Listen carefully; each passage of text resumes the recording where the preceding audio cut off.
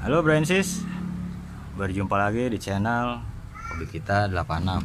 Kali ini kita akan proses ketiga ya. Jadi ini air yang sudah 2 minggu nih, sudah 2 minggu kita gunakan kultur kutu air Moina SP liar ya. Ini kita akan coba percobaan apakah Moina SP ini bisa kita ambil telurnya dan kita tetaskan.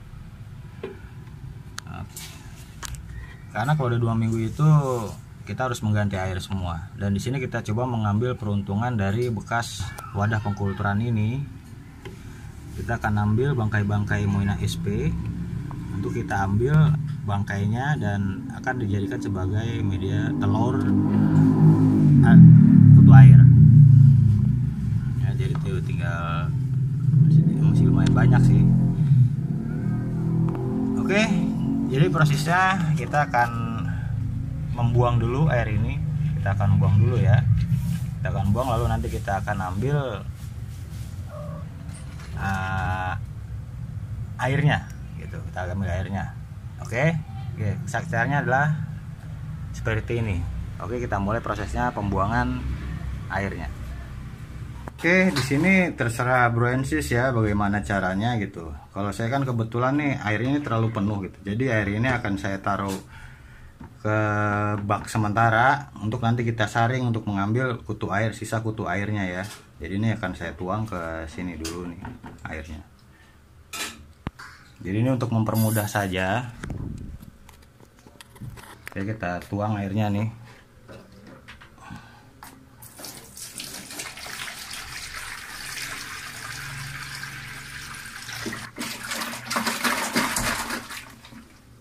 Kemudian ini kita kasih air ya, nah, cukupnya gitu kan.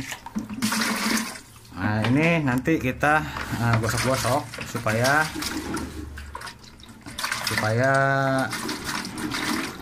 lumut-lumutnya ini rontok, karena biasanya telur Moina SP itu menempel di lumut-lumut ini gitu. Jadi kita kocok semua hingga bersih, lalu kita taruh lagi kemari nih. Kemudian ini kita diamkan beberapa saat hingga semuanya itu kotoran ataupun lumut itu akan mengendap. Lalu kita baru melakukan penyaringan. Oke, ini air yang kita taruh ke wadah ini ya, penampungan sementara. Jadi supaya lebih mudah nanti saat kita menyaring airnya. Ini semua lumut-lumutnya, kotorannya masih mengambang ya. Jadi kita harus menunggunya hingga kotoran ini mengendap. Kita tunggu sampai mengendap, lalu nanti kita lakukan penyaringan. Oke, ini kita akan lakukan penyaringan. Langsung kita buang saja seperti ini.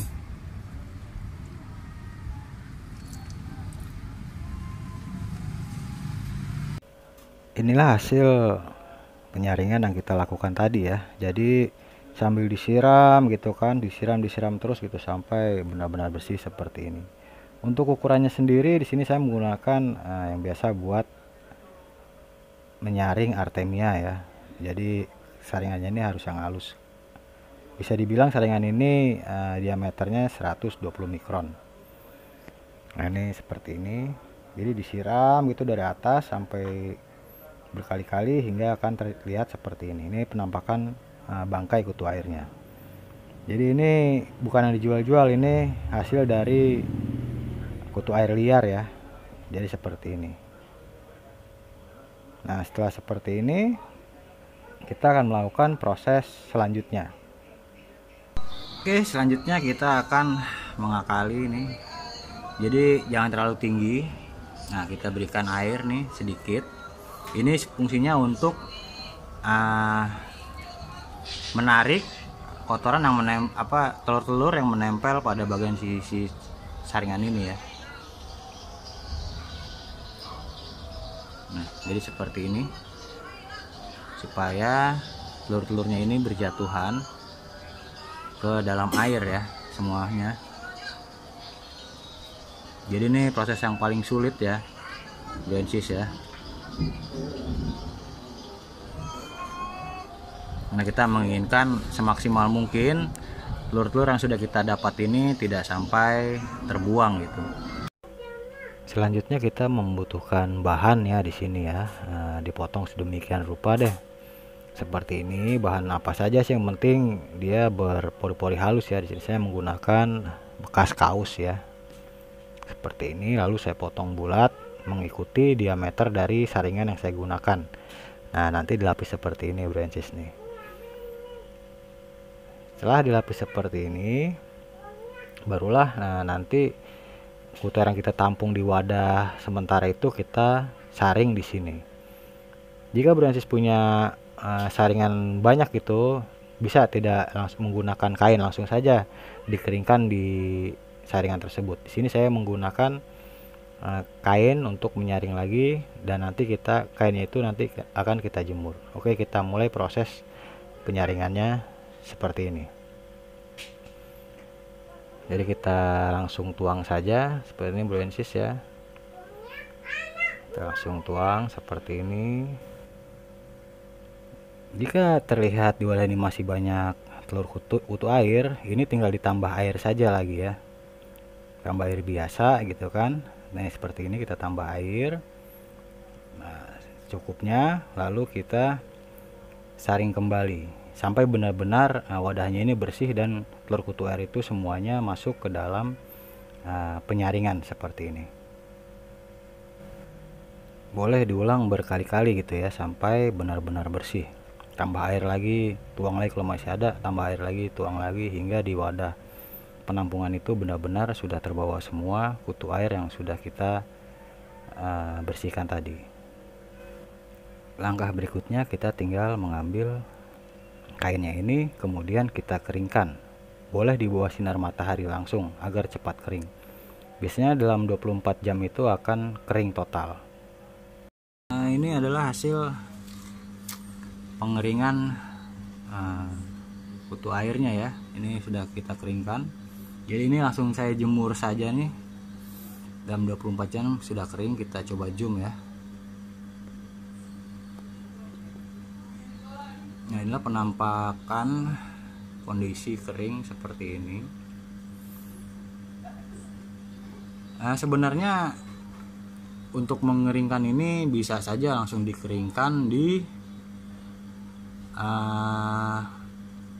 serokan langsung gitu ya. Jika branches punya serokan gitu kan, serokan lebih dari satu, langsung saja diserokannya, mungkin lebih cepat untuk mengeringkannya gitu. Oke, kita akan coba lepaskan dulu nih dari kainnya. Ini juga karena masih percobaan gitu branches ya. Mungkin branches bisa menggunakan saringan dengan lubang yang lebih agak besar gitu. Karena saya menggunakan saringan itu diameternya, ukuran pori-porinya itu 120 mikron, sehingga ini nggak gitu bersih gitu. Mungkin jika agak besar sedikit gitu ya, mungkin bisa dibersihkan gitu. Jadi branches bisa coba-cobalah bagaimana caranya supaya dapat menghasilkan kutu airnya bersih. Entah ya, jika menggunakan saringan cangkang artemia, telur artemia, mungkin bisa gitu. Jadi bisa lebih bersih dari ini gitu. Ini kan masih banyak terdapat kotorannya nih seperti ini. Mungkin bisa gitu kan. Jadi yang diambil hanya bangkai kutu airnya saja gitu. Selanjutnya ini kita remas-remas seperti ini nih, supaya hancur. Tapi jangan terlalu ditekan ya. Ya kalau ini kok garing kok. Bisa sampai kering banget gitu. Jadi kita kentris ini dia akan hancur.